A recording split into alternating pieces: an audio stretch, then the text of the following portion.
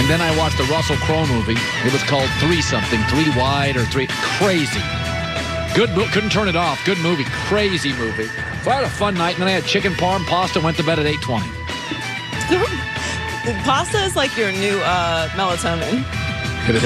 Just puts you to sleep. Yeah. You know, I am considering giving up working out forever. I haven't done it for a few days, and I've got to be honest with you. I'm very happy and content. Yesterday, I had the choice of a 40-minute run or delicious chicken nachos, and the nachos won again. They're on like a 9-choice winning streak. Totally okay with it. I mean, listen, I've been there.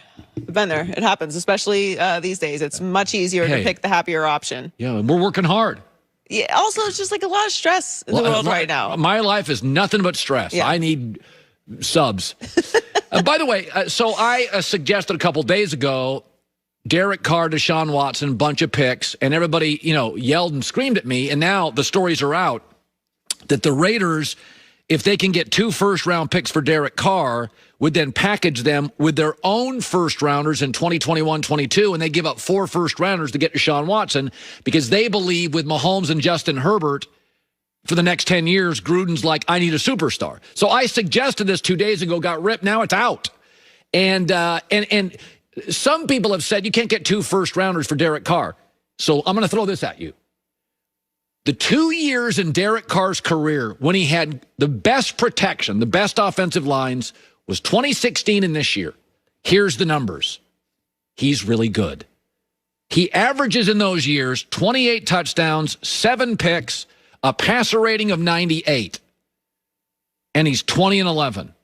And he completes about 65% of his throws. You're going to tell me that's not worth 2 mid-round first picks? You're going to ask yourself, Indianapolis Colts, on the market right now, could you do better than Derek Carr? Stafford's off the market if you're the Colts. Jimmy G gets hurt too much. You're not getting Deshaun Watson. He's in division. Well, what about Carson Wentz? $33 million cap hit, 4 years left on it, hurt a lot. Derek Carr's a $21 million cap hit, almost never gets hurt. And oh, by the way, it's a 2-year deal. So even if you don't love Derek Carr and you like him, it's 2 years. And then you can negotiate. So I think the Raiders, I think it works here. If I'm Houston, I get a bunch of first-round picks and Derek Carr, who's happy. And I don't know how good Derek Carr is. I've always said he's top 12 in the league. He may be 12, but he's somewhere in that group. When you give him protection, he's really good. And now you're getting all these first-round picks. Attack your offensive line. Jersey Mike, are they here yet? Because my stomach's growling. Okay. He usually joins us last hour on Wednesdays. He joins us now this hour. Nick Wright, co-host of First Things First, who used to work in Houston, did radio, joining us now live via the Cowherd Global Satellite Network. So I went full force supporting Deshaun Watson, Nick Wright, today. I went full force. Is he looking at us? What is he doing? Is he there? Can Nick hear us? Oh, I don't think he can hear us yet. Can you hear me yet, Nick? No, he can't hear us yet. All right, let's go. Hold on. We'll wait till he can hear us. Okay. He can't hear us. He's very serious. I knew he was too serious. He can't hear us yet. Get the audio figured out. He looks very serious. It happens. It's television. We're doing this from all over the world. It's the Global Satellite Network. Sometimes stuff gets messed up. I was thinking about this. We've talked about this.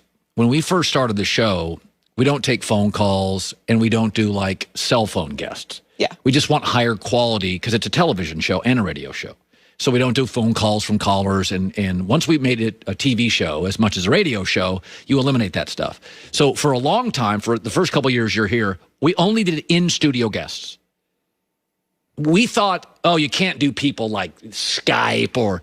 Now we've been forced for a year to do only those type of interviews. And I think about this all the time. It gives us such an advantage. Yeah. When we get over this thing, now that may be 5 years. I mean, who knows what's going on with vaccinations and this new strain. It could be a while. But it's amazing how we have been.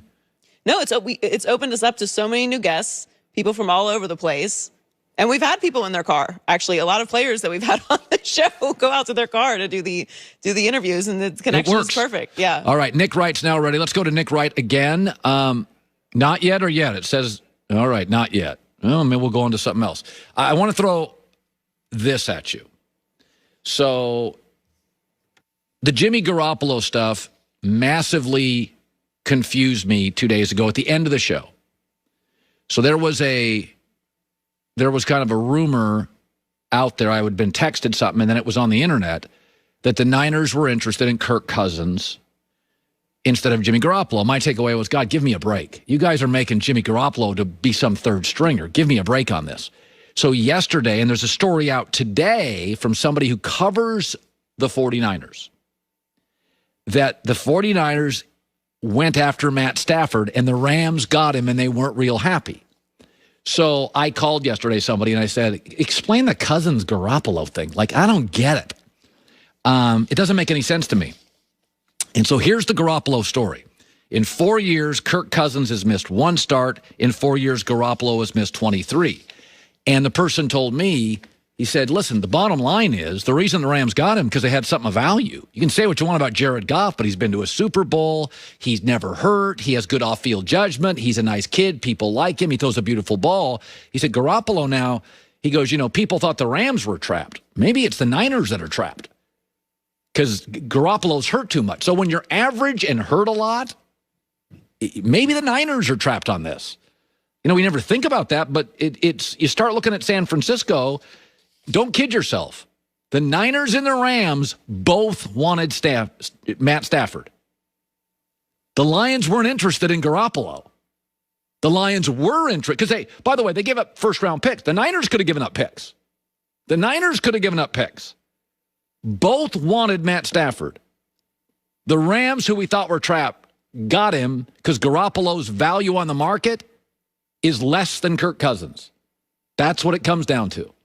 So that's what I'm being told right now is that a couple of phone calls and everybody said, the Rams went into their analytic package and they thought, in the end, we got to get better at quarterback. We're just not good enough. And we all thought they were trapped. But the 49ers, who a year ago, and that's how this league changes so quickly. 1 year ago, we were convinced the Niners were going to be great for 10 years. Now, off a losing season, and you wonder if they're trapped with Garoppolo. I'm also told this. There are people around the league that are worried that his last injury is more serious than the Niners are letting on. Because we thought he may come back and play at the end of last year, and he said, nah, he's not going to play. There are people that are concerned that Garoppolo's health is worse than people are letting on. So it's funny in this league, who gets trapped, who's not trapped. Maybe the Niners are, because I think a year ago, if you would have asked us, the two teams in the NFL that looked like they had the brightest future, you and I would have said Niners, Chiefs. Chiefs, obviously. But the Niners now have a situation where if Garoppolo's health isn't good, now the good news for Garoppolo, he's not that expensive. They paid him some guaranteed upfront money. They're not paying him a ton of stuff now. So that's the good news. But it's that's what I was told because it kind of confused me. Are we okay with Nick yet? You want to take a break and come back and get Nick? Yeah, we'll come back, take a break. Nick Wright, Steve Smith, a lot of stuff coming up. Sometimes driving is great. The open road, the windows are down, it's just warm enough and it's not too hot. And then sometimes it is not so great, like when rain is coming down in sheets and everything beyond your windshield starts looking like some sort of abstract art project. The snow is swirling, everything beyond the windshield hard to see. That's when you need new Michelin Endurance XT silicone wiper blades. They are designed for extreme weather performance. Blades are made with an advanced Quad-Tech 4-layer coated silicone. Its job is to repel water, snow, and ice. Plus, they last 2 times longer than other blades because they resist cracking in extreme heat or cold. If you got cheap